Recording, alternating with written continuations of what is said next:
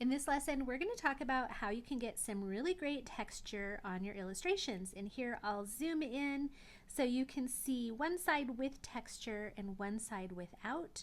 And of course, the brushes I used also have a lot of texture, but I'm talking about this overall texture over your whole illustration.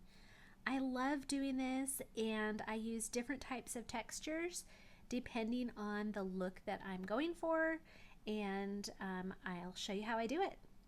So the first thing you need is an actual texture brush. This whole mini pastel set is a freebie for my newsletter subscribers. If you want to go grab that, you're going to get into the freebie section with a password that you get in the newsletters, and you're going to scroll all the way back into the, I think, 2021 freebies. And you'll see a pastel illustration of a cat and a chickadee, and that's the pastel brush set. So definitely go grab those. They're amazing brushes.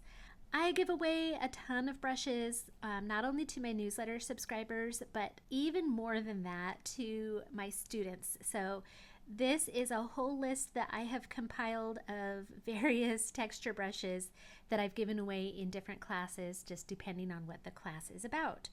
So I just put them all in one brush set here. So you can end up getting a whole bunch of textures to choose from, but also I show you how to make them in my texture brush class. So you can make your own as well. But for now, let's go ahead and use this mulchy paper. And all I do is I go to a layer on top of everything, and then I pick a gray. You can see that the variety of light and dark kind of samples here.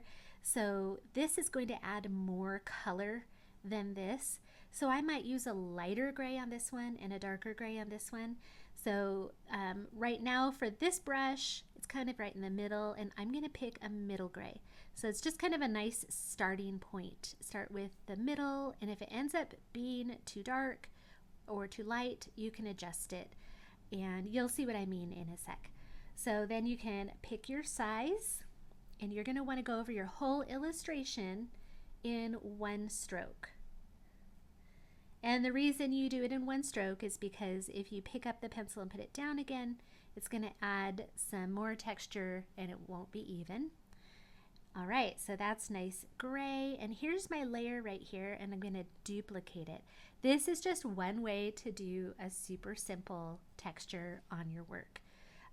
There are some really involved canvases out there that you can get from different artists, and I just like giving you the brushes so you can make your own. So it's just how I do it.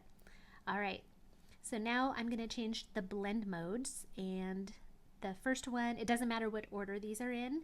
I'm going to make one multiply, and tapping on the N, I'm going to make the other one color burn.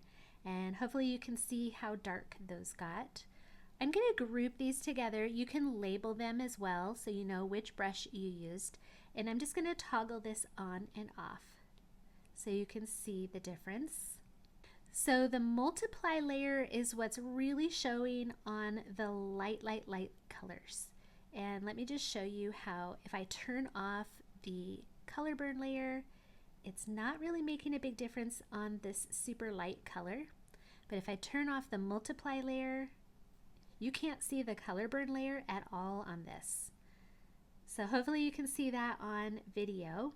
So the problem with the multiply layer is it can look very gray, and so we do play around with opacity as well. So I am going to look at my really light colors and just try to pick a color that, or an opacity that is kind of toning down that gray and giving more of just a texture.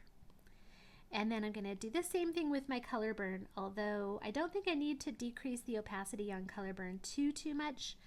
The thing I really want to pay attention to is having the same amount of texture on my lights as I do on my darks and brights. So the color burn is going to be really noticeable on this area right here. And I can just decrease that a little bit and then zoom out a little bit and just kind of get an overall look, making sure that my textures are good on my lights and my darks And of course, you can experiment with different colors. You don't need it to be gray. So definitely play around with different colors. So this one is giving this nice mulchy paper, kind of craft paper look, kind of like construction paper sort of. And this is a pastel-y look, so that is a great texture for that.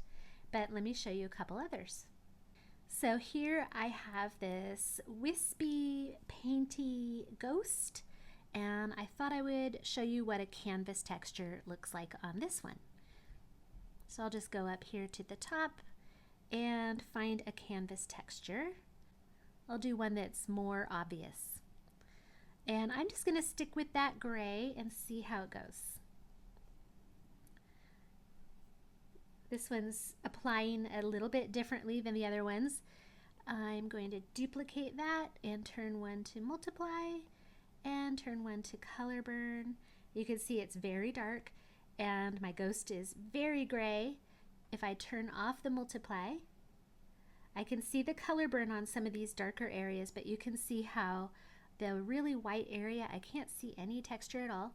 So I'm going to be watching that area as I turn the opacity down. I turn the multiply back on. I'm going to turn the opacity down on that multiply layer until I just have a little bit of texture on the light. And then I'm going to do the same thing for my color burn. And I'm looking down here and oops, and I'm going to go ahead and decrease the opacity on that one as well. And then I have just some nice overall texture. I'm going to group these together so I can toggle them on and off together.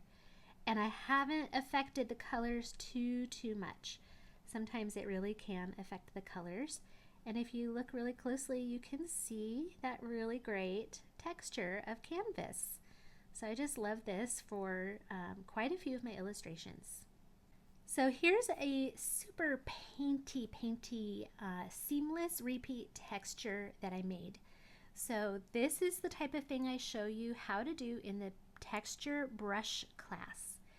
And this is really important if you like seamless repeat patterns, because I can copy and paste this onto a seamless repeat pattern into a layer, and I know that this is a seamless repeat texture, so it will work on my pattern. But I also use this to make the brush. So I wanted to make sure that people understand the difference between an overall texture brush on a repeat pattern and taking this layer itself and pasting it into a pattern. So I did 3-finger swipe down and copy all. I'm not going to go into how to make this because it's a full class. And then I think I have it right here. This brush right here, my light painty strokes, I pasted it into grain. So now when I want to use that brush, I'll just show you what it looks like here. I have this really great painty brush. When I am trying to get texture on a repeat pattern and I'm using a brush, I can't just take my brush and go over my whole canvas, even though I copied and pasted the other image, this one right here, into the grain source of that brush. That doesn't mean that my brush is a seamless repeat pattern at the size that I'm using it for this canvas size. So that brush cannot be used on a pattern that goes all the way to the edge. It can be used in certain ways on patterns, and I'll show you that in a sec. But here I can take this and tap copy, and I can go paste it into a repeat pattern. So let's do this one right here. I haven't tried this on this one yet. So I'm going to paste it and then play with the blend modes.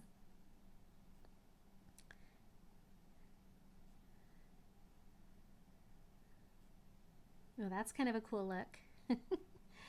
So here you can see that super painty texture going right over the top of everything.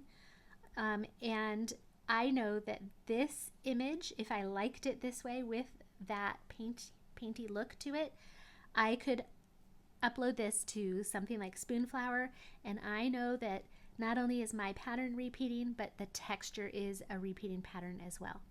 I could not take my brush, say on a gray, or how about a black, and on overlay, because it looks really good with black. I cannot take my brush and go over my pattern and try to fill the whole thing and trust that where these textury, painty edges, strokes get to the edge, that they're going to repeat perfectly on the other side. That's not how this texture brush thing works. But I can use the brush, and I did use the brush on my mushrooms. Now this one's not a repeat pattern, so this one doesn't really apply to what I'm saying, but here I have the brush that I made with this painty texture only applying to the mushrooms themselves because I'm using a clipping mask. Here is a repeat pattern where I have done the same thing. I've applied the brush texture on top of all of the mushrooms, but not this background. If I wanted a texture on that background, with it being a repeat pattern, I could copy and paste that full page of that painty texture into my design, and then that would be okay. With these, I had a lot of fun playing with textures underneath and on the mushrooms. So that's one of the nice things, even though this isn't my repeat pattern. When I show you how to make repeat patterns and texture brushes, we learn how to make texture brushes as repeat textures. So you can kind of apply that texture brush class to any repeat pattern class.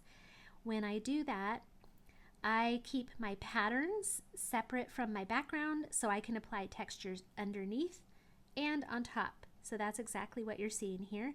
You're seeing a speckly texture on the background and a painty texture. If you look past the lines, you can see the painty texture on the mushrooms themselves. It's most noticeable on this red one right here. So you can really have a lot of fun with texture brushes. It does help quite a lot to also use brushes that have texture when you're illustrating. If I had done this all with a monoline solid brush, then the only texture here would be the texture brush parts that I add on top or underneath, and I wouldn't have all of the texture within the illustration itself. So they both kind of work hand in hand if you like a textured look. So I highly recommend going and grabbing this set. If you're already one of my students, you can grab the pastel brushes from the Bumblebee class, the flower with the bumblebee on it, and the Chickadee class, and you'll have a much larger set of pastel brushes. And if you're interested in becoming a member and you're watching this in September 2024, use the code FALLFAVE to get 20% off of my membership for this month, and it'll lock that rate in. So it's a really great deal, and it's because I love fall so much. So if you want my freebies from my newsletters, you just need to go to the link below and you'll get signed up. You'll get a welcome email. It will have a password and a freebies button in there, and just make sure you type in the password. Sometimes you need to make sure you use Safari if you're using a different browser, things like that. Don't copy and paste the password. It doesn't always work. And then you'll get instant access to all of the freebies, and there's a lot of them. There's a Prismacolor brush and palettes. There's a new palette coming. I'm about to post this really yummy palette that I've used here. And there's a Micron pen, there's Posca pens, there's all sorts of really great things in there, and enjoy.